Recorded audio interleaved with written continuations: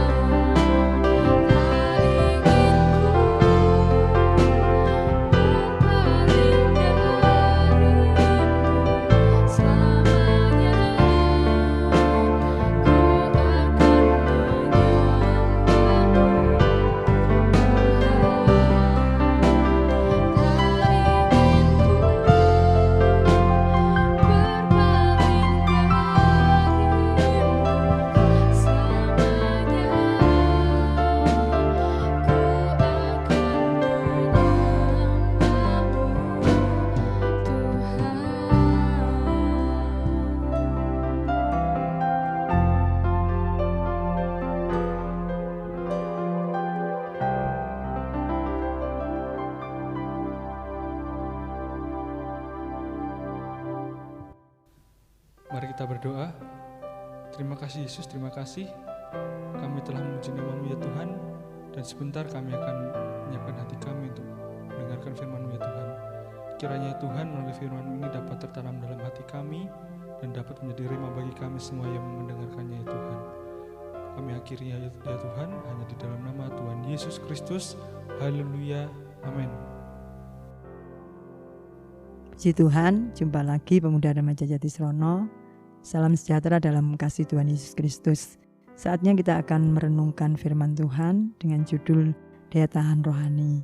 Berbicara tentang daya tahan, semua orang berusaha untuk mendapatkan daya tahan tubuh yang baik dengan cara mengkonsumsi pola makan sehat atau vitamin-vitamin supaya daya tahan tubuhnya tetap sehat. Apalagi pada hari-hari ini dengan adanya virus COVID-19, semua orang akan berusaha untuk mendapatkan daya tahan tubuh yang sehat. Karena dengan daya tahan tubuh yang sehat, maka virus tidak mudah masuk menyerang tubuh kita. Dan hal ini sangat alkitabiah. Di dalam 1 Korintus 6 ayat 19a mengatakan, tidak tahukah kamu bahwa tubuhmu adalah bait Roh Kudus yang diam di dalam kamu. Puji Tuhan, memelihara tubuh ini sangat penting karena ketika kita terjaga kesehatan tubuh kita dapat leluasa untuk berkarya bagi Tuhan. Namun bagaimana dengan yang sakit? Saya percaya setiap orang yang sakit pun dia berusaha untuk menjaga daya tahan tubuhnya tetap sehat. Mereka akan berusaha untuk mencari obat atau pergi ke dokter atau berdoa agar memperoleh kesembuhan, sehingga mereka pun mendapat kesempatan untuk dapat menjaga atau memelihara tubuh dengan baik. Dan ini sangat penting dan baik, tetapi tidak cukup hanya memelihara tubuh secara jasmani. Kita harus memiliki keseimbangan, kita juga harus menjaga agar daya tahan rohani kita juga tetap kuat, karena ketika daya tahan rohani kita kuat, virus dosa tidak mudah mempengaruhi kita kembali, karena kita adalah orang-orang yang sudah dimerdekakan dari dosa, dan saya percaya setiap kita tidak ingin kembali diperbudak oleh dosa. Dan ketika kita memiliki daya tahan rohani yang sehat, kita juga akan memiliki kesukaan untuk hidup dalam pertobatan setiap hari dengan mengintrospeksi diri setiap hari. Selain itu, ketika kita memiliki daya tahan tubuh yang sehat, kita juga akan tetap gigih menghadapi hidup di tengah-tengah dunia yang kompleks dengan masalah ini. Nah, sekarang yang menjadi pertanyaan bagi kita, bagaimana caranya agar kita tetap memiliki pertahanan rohani yang sehat? Di dalam Yoel 3 ayat 10 mengatakan, tempalah mata pajakmu menjadi pedang dan pisau-pisau pemangkasmu menjadi tombak. Baiklah yang tidak berdaya berkata, aku inilah pahlawan. Puji Tuhan, mata bajak berbicara kehidupan kita dan pedang berbicara firman Allah. Artinya hidup kita harus dipadukan dengan firman Allah, dengan mendengar, membaca, merenungkan, bahkan melakukan firman, sehingga firman itu dapat menjadi nyata dalam hidup kita dan gaya hidup Kristus boleh ada dalam kehidupan kita. Kemudian yang kedua mengatakan pisau-pisau pemangkas berbicara kekuatan kita, dan tombak berbicara Roh Kudus. Artinya kekuatan kita harus diserahkan kepada kekuatan Roh Kudus, sehingga bukan dengan kekuatan kita melakukan firman, tapi dengan kekuatan Roh Kudus kita akan dapat melakukan firman dengan benar, dan benar-benar hidup Kristus itu dari hari ke hari boleh membaharui batinia kita, sehingga kita boleh semakin hari semakin diperkenan oleh Tuhan.